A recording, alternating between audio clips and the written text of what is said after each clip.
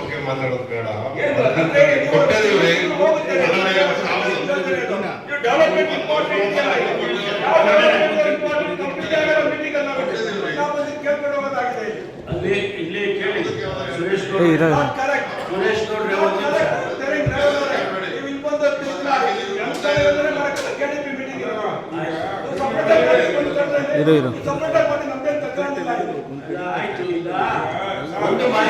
ಮೂರು ತಿಂಗಳಿಗೆ ಒಮ್ಮೆ ನಡೀಬೇಕು, 3 ತಿಂಗಳಿಗೊಮ್ಮೆ ನಡೀಬೇಕು. ಇದು 6 ತಿಂಗಳಾಗಿದೆ ಮೀಟಿಂಗ್ ಆಗಿ.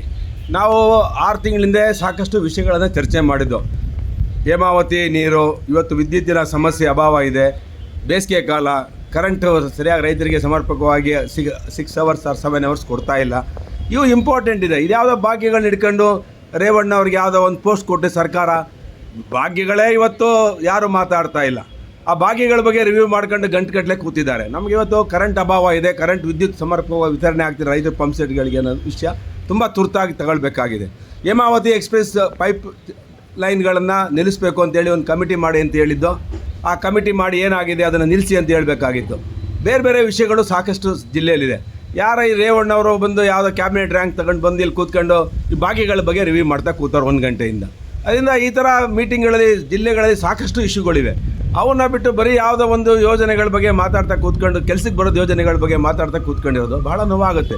ಅದರಿಂದ ಇವತ್ತು ನಾವು ಹೇಳಿದ್ದೇವೆ ಈ ಥರ ಮೀಟಿಂಗ್ಗಳಾಗಬಾರ್ದು. 3 ತಿಂಗಳಿಗೆ ಒಂದ್ಸಲಿ ಮಾಡಲಿ ಮೀಟಿಂಗ್ ಅವರು, ಮತ್ತು ರಿವ್ಯೂ ಮಾಡಲಿ. ಪರಮೇಶ್ವರ್ ಅವರು ದಿನ ಕೂತ್ಕೊಂಡಿಲ್ಲಿ ಎಲ್ಲ ಇಲಾಖೆಗಳು ರಿವ್ಯೂ ಮಾಡಬೇಕಲ್ಲ. ರಿವ್ಯೂ ಮಾಡಿದ್ರೆ 6 ತಿಂಗಳಲ್ಲಿ ಬಂದು ಎಲ್ಲ ಸರಿಗಿಲ್ಲ ಅದು ಸರಿಗಿಲ್ಲ ಅಂತ ಬರೀ ಟೈಮ್ ಪಾಸ್ ಮಾಡೋಂಥದ್ದು ಯಾಕೆ ಮೀಟಿಂಗ್ ಬರಬೇಕು? ನಾವು is A time passing meeting, coffee tea ಕುಡಿಯೋಕ್ಕೆ ಬರುವಂಥ ಮೀಟಿಂಗ್ ಆಗಬಾರ್ದಲ್ಲ. ಅದಕ್ಕೆ ನಾವು ಇದನ್ನು ಬಾಯ್ಕಾಟ್ ಮಾಡಿ ಬಂದಿದ್ದೇವೆ.